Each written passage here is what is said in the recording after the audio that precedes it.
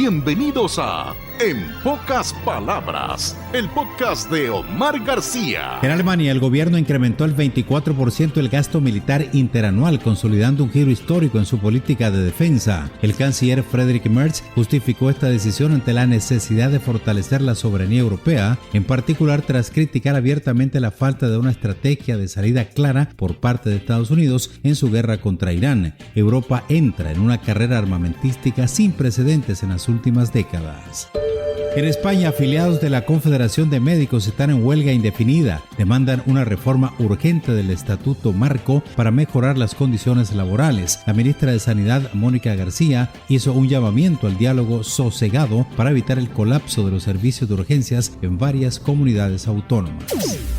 En Portugal viven una situación similar. Trabajadores de la salud exigen un aumento salarial frente a la inflación persistente. La crisis de personal sanitario se convirtió en un problema sistémico en la península ibérica, obligando a los gobiernos a buscar soluciones estructurales antes de que finalice el primer semestre del año.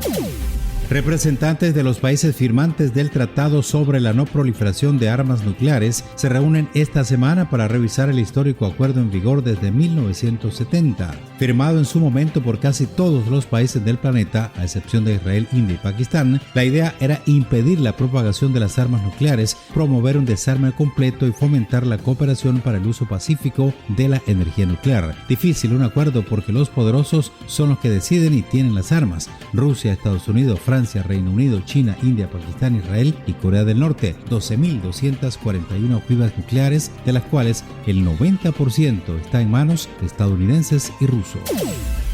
La Comisión Económica para América Latina y el Caribe ajustó a la baja sus previsiones, situando el crecimiento regional en un 2,2% para 2026. Alegan contexto internacional restrictivo marcado por la volatilidad en los precios de las materias primas y las tensiones geopolíticas globales. La CEPAL advirtió que el aumento en los precios de los alimentos y el petróleo, sumado a la desaceleración de socios comerciales clave como China y la Unión Europea, dificultará la lucha contra la inflación. De los 33 países de la región latinoamericana y caribeña, 24 crecerán menos en 2026 que en 2025. América del Sur crecerá 2,4, menos que el 2,9 de 2025. América Central crecerá 2,2, similar al 2,3 del año pasado, aunque si se deja fuera Cuba y Haití, el promedio sube a un esperanzador 3,9%. El Caribe de habla no hispana tiene un crecimiento engañoso del 5,6 gracias al empuje de Guyana, aunque si se deja fuera ese país, la subregión apenas alcanzará el 1,2 de crecimiento. En resumen, 9 países crecerán un 4% o más, otros 8 entre el 3% y el 4%, 13 registrarán menos del 3% y 3 tendrán contracciones. En Líbano se confirmó que la cifra de víctimas por ataques de Israel desde el 2 de marzo superan los 2.520 muertos y los 7.800 heridos, pese al alto de fuego en vigor prorrogado la semana pasada como parte de las negociaciones entre los dos países. Israel no respeta el cese al fuego. Al inicio de esta semana, los soldados mataron a 4 personas y causaron heridas a 50.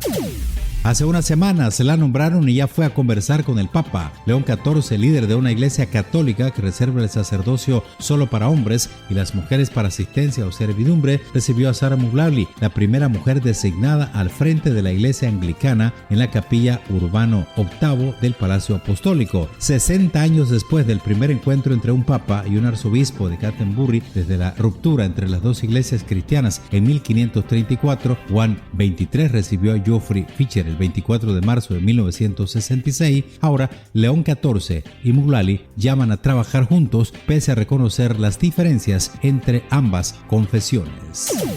En Sri Lanka, 22 monjes budistas fueron capturados en el principal aeropuerto internacional por llevar 220 libras de marihuana. Los religiosos regresaban de un viaje de 4 días a Bangkok, capital de Tailandia, cuando agentes de aduanas detectaron la droga escondida en sus equipajes. Los monjes transportaban una variedad potente de cannabis de origen vegetal oculta en un compartimiento falso dentro de sus maletas.